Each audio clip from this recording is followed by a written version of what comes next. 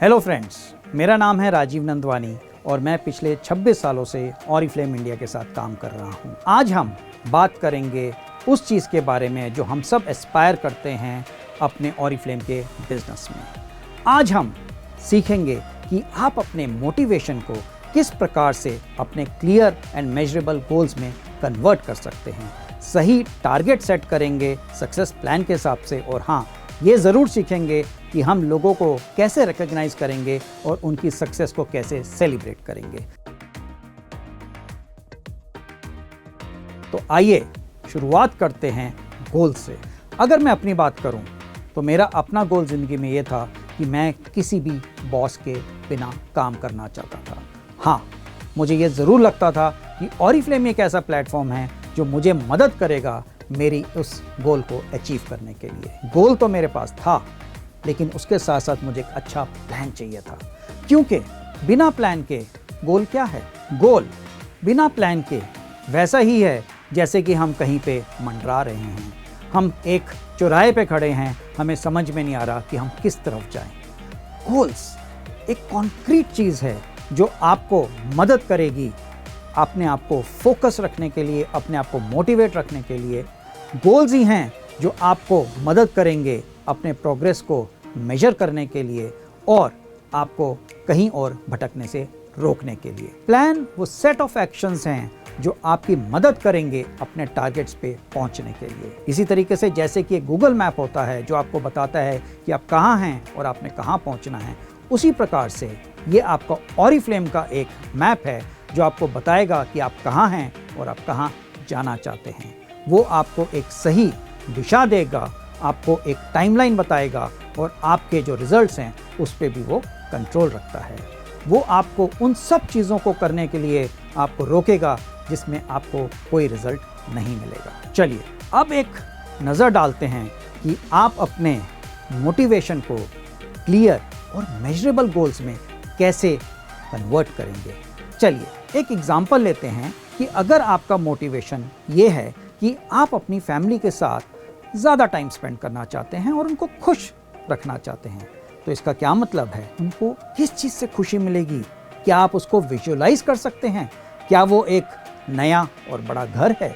क्या वो दुनिया की ट्रैवल है? क्या वो आपके बच्चों की अच्छी एजुकेशन के लिए है? मैं चाहता हूँ कि आप उसके बारे में थोड़ा सा सोचिए, और ना केवल सोचिए, उसको ऐसी जगह पे लिखिए जहाँ पर आप उसको बार बार देख पाएँ, चाहे वो आपका मोबाइल फ़ोन है, चाहे वो आपकी डायरी है।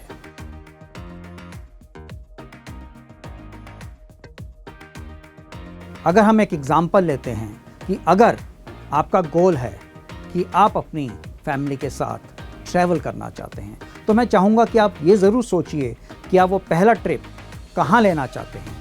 या अगर आपका गोल है कि आप एक घर खरीदना चाहते हैं, तो वो घर कैसा लगता है, कैसा होना चाहिए, कितने बेडरूम होने चाहिए।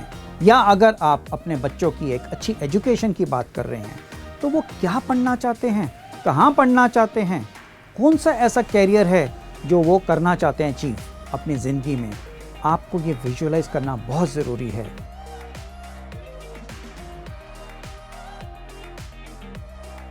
क्योंकि एक बार जब आप अपने गोल्स को आइडेंटिफाई कर लेते हैं, विजुअलाइज कर लेते हैं, उसके साथ साथ उस पर आपको एक टाइम फ्रेम भी देना है कि ये गोल आप कब तक अचीव करना चाहते हैं। क्या वो अगला महीना है, क्या वो 1 साल है, जो भी है उसको आपको लिखना बहुत ज़रूरी है।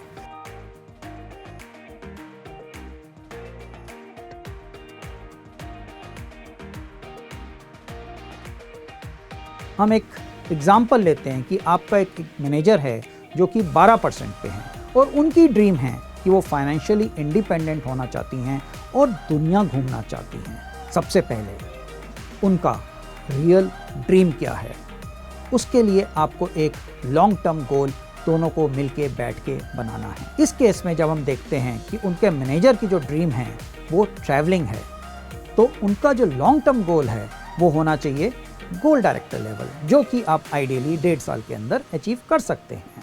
इसका मतलब ये है कि जब वो ये गोल अचीव कर लेंगी और वो अपना गोल डायरेक्टर का टाइटल हासिल कर लेंगी, तो वो ऑटोमेटिकली गोल्ड कॉन्फ्रेंस के लिए क्वालिफाई कर लेती हैं और उनकी एक ड्रीम पूरी हो जाती है। दूसरा, हमें आइडेंटिफाई करना पड़ेगा उनका इंटरमीडिएट गोल क्या है। अभी हमने लॉन्ग टर्म गोल की बात की थी, अब हम इंटरमीडिएट गोल की बात करेंगे, जो कि नॉर्मली हम आधे साल से 1 साल तक का लेके चलते हैं। वो आपका होना चाहिए उनका एक ऐसा लेवल जो कि मैनेजर और गोल डायरेक्टर लेवल के बीच का है। इस केस में हम कह सकते हैं सीनियर डायरेक्टर लेवल, जिसके साथ उनका एक स्प्लिट आउट होना चाहिए जो कि अचीव कर सकती हैं वो 1 साल के अंदर। अब हम बात करते हैं अपने तीसरे पॉइंट की, दैट इज द इंटरमीडिएट गोल। हमारा जो मैनेजर है उनको आइडियली सीनियर मैनेजर पहुंच जाना चाहिए 3 महीने के लिए। This is a short term goal.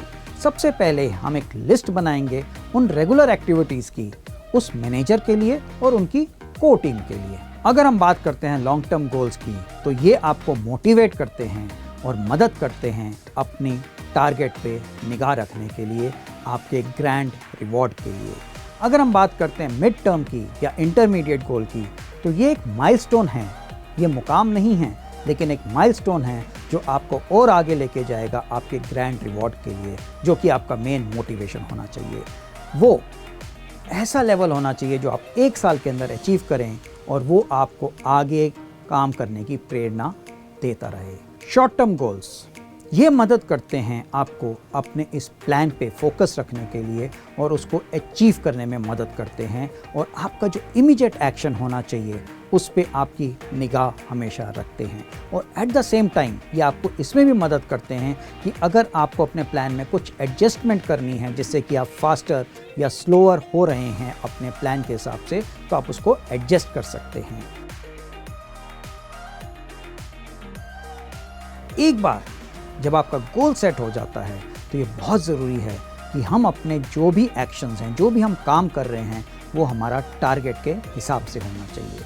आप क्या प्रपोज कर रहे हैं अपनी टीम के लिए, कौन से ऐसे एक्शंस हैं जो आपको मदद करेंगे अपने और टीम के टारगेट्स को अचीव करने के लिए। आप और क्या कर सकते हैं। अगर आपके पास अनलिमिटेड रिसोर्सेज हैं जैसे कि समय और पैसा, तो आप और क्या चीज़ करेंगे। क्या कौन सी ऐसी चीज़ है जो आप कर सकते हैं जो कि थोड़ा सा हटके होए और आपकी मदद करे अपने गोल्स को अचीव करने के लिए। एट द सेम टाइम आपको ये भी ध्यान रखना है कि अगर कुछ गलत हो जाए तो आप उसको कैसे सही करेंगे। किसी भी काम के प्रोस एंड कॉन्स क्या हैं, आपको उसका सलूशन और डायरेक्शन अपने लिए और अपनी टीम के लिए दोनों को सोच के रखना ज़रूरी है। ध्यान रखिए, ये डिसीजन केवल आपका नहीं, आपकी और आपकी टीम का होना चाहिए। ये आपके और आपकी टीम के बीच में एक स्ट्रॉन्गर बॉन्ड बनाता है और कमिटमेंट लाता है कि जो भी ड्रीम आपने प्लान की है, जो भी गोल्स आपने प्लान किए हैं, वो आप दोनों मिलके अचीव करें। अगर कोई टीम मेंबर बहुत अच्छे आइडियाज़ नहीं ला सकता, कोई परेशानी की बात नहीं है। आपका अपना सपोर्ट उनके साथ होना चाहिए और आप उनको नए और एडिशनल आइडियाज़ देने के लिए हमेशा तैयार होना चाहिए। जब भी हम प्लान्स बनाते हैं अपने टीम मेंबर्स के साथ, तो आपको सुनना ज़्यादा चाहिए, उनके साथ एम्पैथाइज करना चाहिए और समझना चाहिए कि वो आपको क्या बता रहे हैं और ऐसी कौन सी चीज़ है जो उनको मोटिवेट करेगी। आपको उस पर एक एग्रीमेंट पे भी आना पड़ेगा, जहाँ पर आप दोनों एक ही प्लेटफॉर्म पे हैं कि हमें क्या करना है और कैसे करना है। आपस में एक ट्रस्ट और एक म्यूचुअल अंडरस्टैंडिंग होना बहुत ज़रूरी है।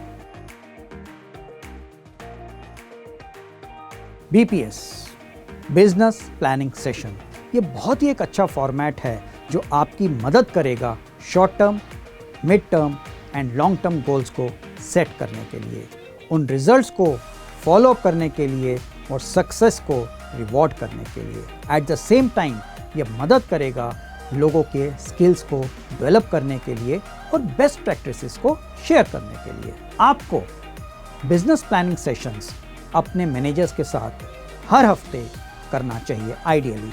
अगर नहीं तो कम से कम 3 बार 1 महीने में आपको ज़रूर करना चाहिए। आइए अब समझते हैं कि BPS करते कैसे हैं। सबसे पहले हमें पिछले महीने के रिजल्ट्स को एनालाइज करना है और उन सब अचीवर्स को हमें अप्रिशिएट करना है और रिकॉग्नाइज करना है उनके प्रोग्रेस को। और हाँ, ये भी आपको ध्यान रखना है कि आपके जो शॉर्ट टर्म टारगेट्स थे, मिड टर्म टारगेट्स थे और लॉन्ग टर्म टारगेट्स थे, उन सब के बारे में हमें ध्यान रखना है और फोकस करना है हमें अपने करंट मंथ पे और हेल्प करना है उन सबको उन एक्टिविटीज़ को प्लान करने के लिए एज़ पर द प्लान जहाँ पर हम पहुँच सकें। हमें जो अपनी PGDR रिपोर्ट होती है उसके अंदर हमें इम्पॉर्टेंट डेटा देखना है, जैसे कि group bonus points, sales force, जो रिक्रूटमेंट टारगेट हमने फिक्स किए थे, रीएक्टिवेशन लोगों की और कंट्रीब्यूशन ऑफ ऑफर्स और मीटिंग्स की हमारे इस PGDR रिपोर्ट में क्या हुई है। BPS इतना बेनिफिशियल क्यों होता है? क्योंकि वो आपको एक ऐसी अप्रोच दिखाता है बिजनेस के बारे में और हेल्प करता है फोकस पे। फोकस किस पे? फोकस आपके लीडर्स पे, उनकी ज़रूरतों पे और उनके स्किल्स पे। कई बार हमने देखा है कि जो हमारे पोटेंशियल लीडर्स हैं, जब वो अपना पहला ड्रीम, अपना पहला गोल अचीव कर लेते हैं, उसके बाद उनको थोड़ी सी परेशानी होती है अपने अगले ड्रीम के बारे में सोचने के लिए, अपने अगले गोल को सेट करने के लिए। क्या आपके सामने भी ऐसी कोई सिचुएशन आई है? कई बार हमने सुना है वो कहते हैं कि हम सब वो अचीव कर चुके हैं जो हम चाहते थे, जो हम अचीव कर सकते थे, जो हम बाकी चाहते हैं वो हम करेंगे, लेकिन फ्यूचर में, अभी नियर फ्यूचर में नहीं।